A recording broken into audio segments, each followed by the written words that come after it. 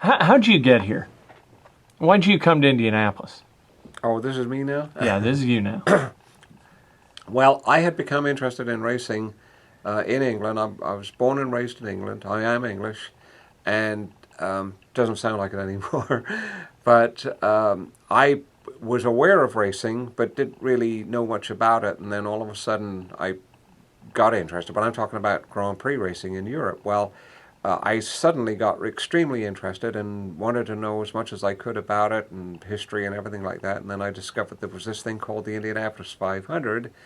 And I started to read about that, and to cut a very long story short, I became fascinated with the names and got books and the cars and the car names and everything. And I found that I had what I've been told is a selective, retentive, easy access memory. It's not photographic.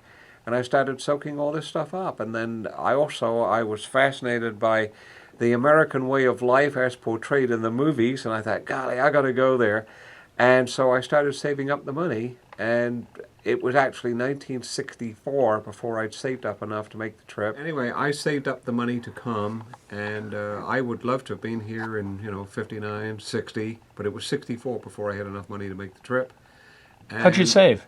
I just saved up. I just was working, and What'd you do? I was a cinema projectionist, actually. I ended up in London Theatre. I was backstage at a London theatre just off of Piccadilly Circus, and then I became a projectionist, and I was at the Odeon Leicester Square for about 3 years. Anyway, I was saving up the money to come, and I came in '64, and I had purchased a ticket and corresponded a little bit, and I'd actually written to Sid Collins because I had heard the radio broadcast under terrible circumstances on the American Forces Network. And I suggested that maybe I could be part of the broadcast. Well, I mean, that was a little presumptuous on my part, but when I showed up and I met Sid, he was extremely good to me right from the offset. And when I got here, it very quickly it became word got around that I'd memorized all this stuff about all of the drivers. So I had this dream 3 weeks where I met all the participants. I mean, I thought I'd be sitting in the grandstands and watching, and I was on the inside meeting all my heroes from Ray Haroon to Troy Ruttman to Parnelli to Eddie Sachs to everybody. And so, in fact, Sid put me on the radio broadcast on race day. I was in the booth for a couple of minutes, and anyway, I went home. Holiday was over, and then I saved up the money to come back the next year. I came back on a one-way ticket and a green card. And he put me on the network, and another one of my mentors, Henry Banks, former national champion, was now the director of competition for USAC, and he hired me at the United States Auto Club.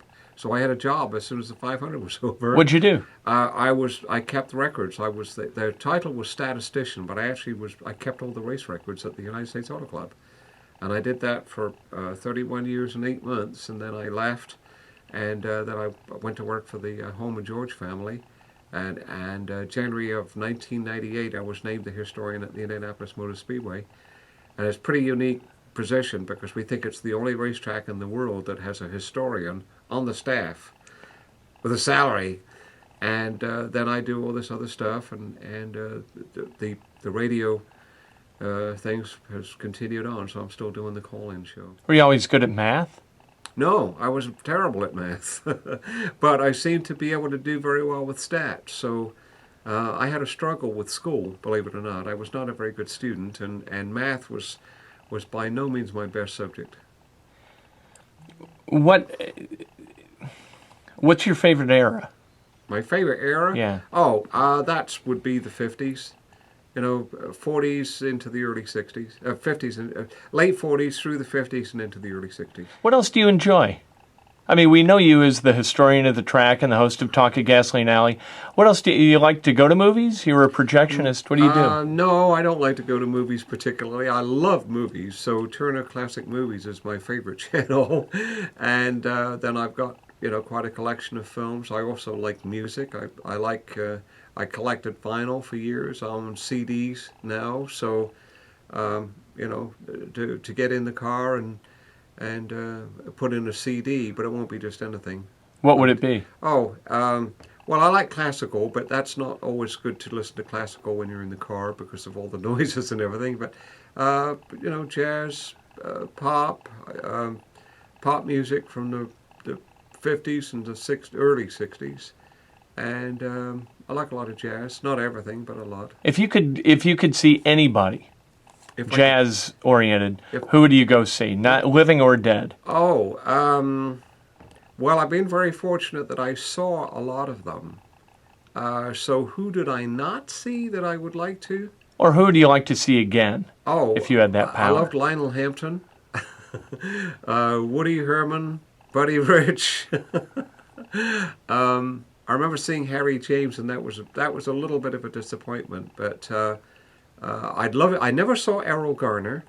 I'd love to have seen Errol Garner. I never saw Ella Fitzgerald, and I'd love to, And she came to London several times with the Oscar Peterson Trio. I didn't go. Wow, really? So actually, there's quite a few people like that. But I tell you, there's something that maybe I really like. I like recorded music, and I think that probably I don't like change. And I think that's. I've had this discussion with several people, and I love recorded music because it never lets you down. When you put it in, it's exactly what it was the time before. You hear what you want to hear. They didn't do a new arrangement since the last time you played it. What movie makes you the happiest to watch on Turner Classic? If you see that it's on, you think, well, that's an appointment for me. I'm going to stop down and watch that. Well, there's some heavy-duty ones like Lawrence of Arabia, but I also love comedies, so...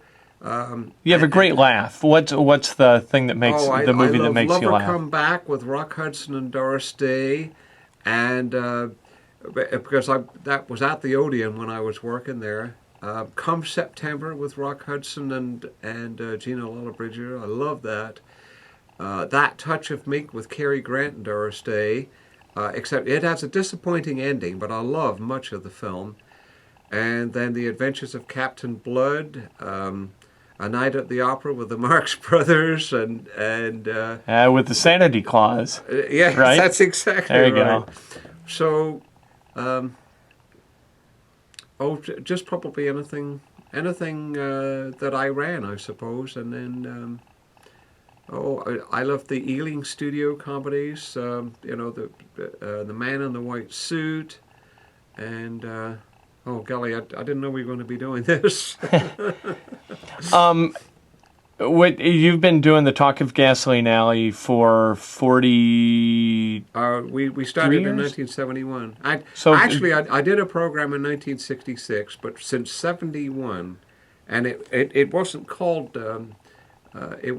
Talk of Gasoline Alley until several years later. But it's basically the same program. So this actually is the 40th year, but it'd be the 41st season. Congratulations. Well, Who came up with the name?